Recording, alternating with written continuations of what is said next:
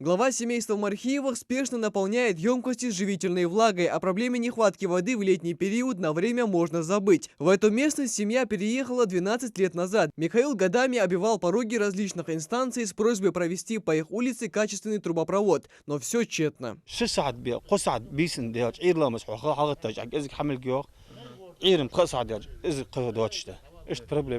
Живительная влага мощным напором поступает и в питьевую бочку во дворе Тимурзиевых. Адам делится, порой воды не хватает, чтобы просто умыться и вдоволь утолить жажду. От знойной жары маленькие дети спасаются в небольшом детском бассейне. Такая временная поддержка со стороны главы республики дорогого стоит, признается хозяин дома.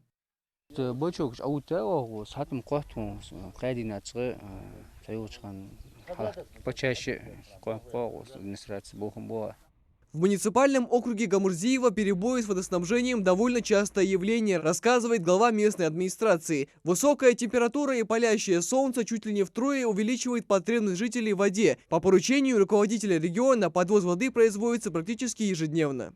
Сколько необходимо, мы будем подвозить воду.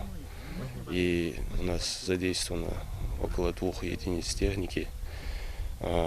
И поручение, так как поручение главы республики и поручение главы города Назрань, мы стараемся осуществить подвоз воды. Аналогичную ситуацию с перебоями водоснабжения можно наблюдать по всему Назранскому району. Но местные власти утверждают, сидеть без жизненно важного ресурса осталось недолго. Ингуш-водоканал уже ремонтирует участки центрального водопровода и меняет старые задвижки на новые. Михаил Тангиев, Магомед Дидиков, Новости 24.